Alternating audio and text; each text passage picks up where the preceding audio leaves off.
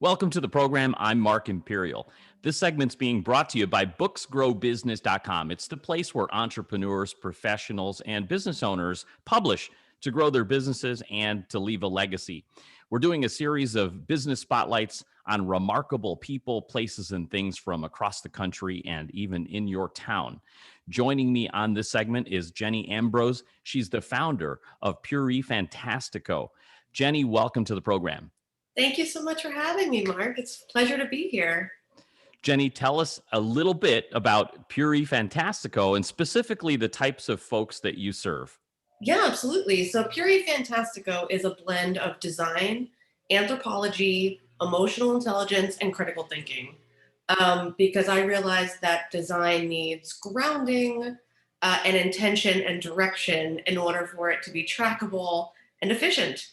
So, the types of people I serve run the gamut from Fortune 500s to art universities. I've even worked with the German government to thousands of independent businesses across the globe. So, burlesque dancers, financial planners, educational pursuits, makeup artists, craft, like it doesn't matter to me. What matters is what are we doing? What are we saying? How do we want your customers to feel? I love it. And now, hence the puree. It's the Yep. blend of everything, right? So I love what you said, anthropology's in there, because I know that's about our target market and what they're about, right? So tell me, what is the number one challenge? Is it like, what are we doing? What are we about? What are we trying to say? What is that number one challenge that you find you help your clients with first? It's interesting. It's a lot of self acceptance because I work with people who maybe haven't seen what they want to bring into the world, so they're the ones doing it, or they're frustrated because no one else gets them. And so right away, it's okay, none of that matters. Let's make what you want to have happen. And that's why I started Puree Fantastico. So, of course, I'm going to accept that that's a way we can run our business. And right away, my clients just feel at ease, relief, knowing that whatever they want to make happen, it's possible. It's possible. So before we go into the steps, because I definitely want to hear about how you do that, tell me first, what are some common myths or misconceptions that folks think when they first talk about, how do I market my business? How do I get more customers? What is a common misconception that you see them struggling with? That you have to have $1 billion logo or brand right out the gate, or even in 6 months. Not only is it not possible because you don't have the back end information and knowledge of what you're doing and how you're doing it with a comfort and a confidence, it's not going to help you grow and figure this out. And so there's so much pressure that we put on ourselves as entrepreneurs that I think is completely unnecessary. And that's one of the main things that I tell people right away. Gotcha. So now with that said, Yeah. tell me, like, what are the steps? What does it look like to kind of, what do you walk your client through when they first reach out? Do you have a problem? What's the process you take them through? And what Yeah. does that look like to discover what it is that they're doing? And my process is the same whether or not I'm making, a business name or a demographic market strategy or a visual brand or even package design. What I do is I send them a questionnaire that ranges in the practical and the abstract because I want to see who I'm working with, how they view their own problems, how they view what they want to bring into the world. And I study it. Okay, I study this as well as the information they're telling me. And then I guide them through visual inspiration or verbal inspiration, depending, but it's the same. Like someone could include a Wendy's ad and like the way they phrased something or the color palette. And it all depends on what they see, what that speaks to them. And then we talk about it because we take so much for granted in how we see, how what we experience, what that means to us, how we want to use it. All of that is not determined until we have a conversation. And that's when I begin my creative solutions. It's not until that point. Got it. So, with that said, and now you've got them thinking, have you ever worked with a client or met with somebody that's just made a glaring mistake with whatever they're doing before you guys met? What are some big, like, mistakes or pitfalls that people make with their branding, their messaging that you could help them avoid? Yeah, so a lot of it is the logo is very specialized and detailed, and there's a lot of elements that don't need to be there instead of the whole brand. And so when you have a logo that's more like an art piece, it sort of ties you into something that you can't grow on. Like my logo is very clean and structured. The rest of it is fun and colorful, but those letters be boring. And it is because those letters are boring that I can grow and add and build on that and have a very varied, fun brand. There's also doing things because you think you should. Number one marketing killer right here. The magic sauce is you. It does not matter what, the coaches are doing or the financial planner. What do you want to do? Because if there was someone who was already doing it that way, you would not exist in the space. So make that the space you exist in, the space you already inhabit. Sage advice. So, Jenny, now I'm going to turn this question on you. What was the inspiration for Puree Fantastico? Tell us about the name. So I'm actually writing a feature for something else about this very project. But one of my first projects that I ever had the opportunity to work on ended up being published in a design annual. And I was so excited. It was the biggest deal. And I'm looking through print magazine, being like, how can I ever tell people all of the things that I can do? Because my first project, I took it from a simple design project to a design strategy marketing experience that changed the game for the art institute I was going to. And my brain goes, Puree Fantastico.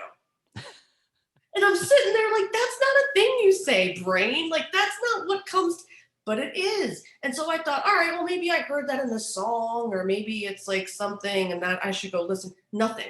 There was a nothing with that. And so I bought the domain name and I set up my Etsy shop. And that was in 2008. So that was a sign, Yeah. that's like one of those brilliant, blinding flashes of brilliance, right? And it's because I was definitely someone, design is my passion, anthropology is my life's blood. Like, I really love these things. And when I tried to get a full time job, it was very difficult.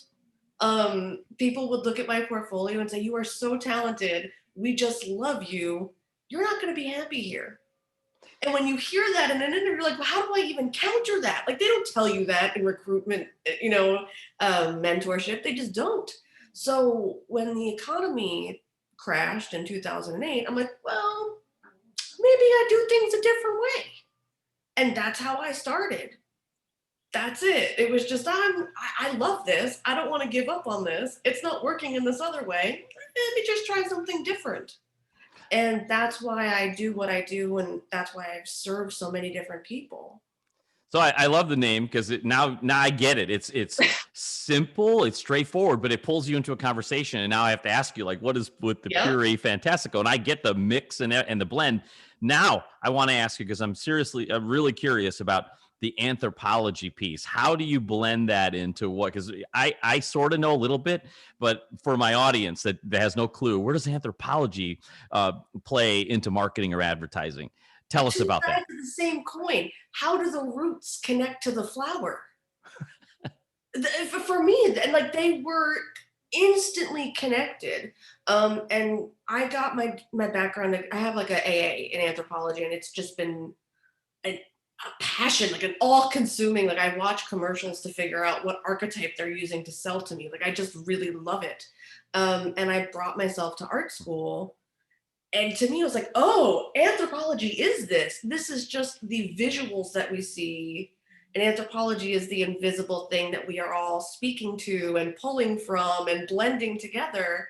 And design is about connection and communication. Anthropology is what is being communicated and connected. And in my experience, that is not viewed as the same.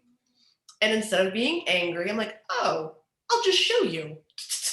I know how this works. I'll just show you. So for me, it becomes I'm changing the culture of design by bringing in anthropology, by bringing in, yes, algebra, yes, geometry. It is like one of my favorite things. But I'm also changing the culture by helping clients speak to the clients they want to speak to in a way that connects to them. It's not the re-embodiment of 1980s culture, corporate mindset. It's reworking that. It's saying that's not going to work for everyone. Here's how you can still be professional. Here's how you can still make sense. Here's how you can track that and make that effort work. One of the greatest virtues of studying anthropology for sure. So Jenny, we're hearing bits and pieces. Tell us like your story, like what inspired you to get into design to begin with, working with businesses to help them. How'd you get started? Honestly, I feel like I am creativity and emotion with skin put on top. So at 18 months, I was wriggling out of my crib, going downstairs to draw, putting on Sesame Street, and just being there at the table for hours. And then it turned into I'm going to make my own dolls. I'm going to write my own stories. I'm going to turn my entire basement into an art studio at 8 years old. Just who I am. And I did not realize people had careers in design. I was forever obsessed with letters. I broke every dot matrix printer we had growing up, writing letters to my friends, making every word a different font. That will break your printer. Um, but I was obsessed with language and with culture. My parents were in the theater, and my mother would bring home foreign film all of the time. And so I would just remember sitting behind the couch past bedtime, listening to them speak Mandarin or Portuguese, and just being fascinated with the sounds. So I'm just a curious, learning obsessed, creative individual. Of course, design is going to make sense. Design takes all of the things and all of the curiosity and says, here you go. Now you make sense of other things. So for me, it was I made my own shirts for Nirvana that I didn't have, that I couldn't buy. I made my own stickers for bands that didn't make stickers. And I was getting notes on my car. I love this sticker. Where can I buy it? I love your shirt. Where can I buy it? So I'm 18, 19, being like, I guess I'm going to do this. And at the time, I'm going to school for anthropology, asked to be on an archaeological dig for Chichen Itza. And I got accepted into design school the same week. So I chose design school. And the rest is literally history. It was like, oh, you mean I can make posters using algebra as a way to explain Magnolia, the film? Great. You mean I can make a calendar using all the different philosophies between the Greek and Roman times? Amazing. And that was just a way for me to explain the way I understood the world in a visual, strategic way. Terrific. I love it. Jenny, I really appreciate you taking the time and sharing with my listeners today. How can folks that are listening right now that that can really resonate with your message, would like to connect with you? How do they find you and connect? purefantastico.com, Facebook at Puree Fantastico, and Instagram at Puree Fantastico. Awesome. I really enjoyed hearing your story, Jenny. I appreciate the Thank time, and I wish you continued success for you and for all of your clients. Thank you so much. It's been a wonderful treat to be on here. Jenny Ambrose, founder of Pure Fantastico. And this segment's been brought to you by booksgrowbusiness.com. It's the place where entrepreneurs, business owners, and professionals publish to grow their businesses and to leave a legacy. That's all for now. I'm Mark Imperial, and thanks for tuning in.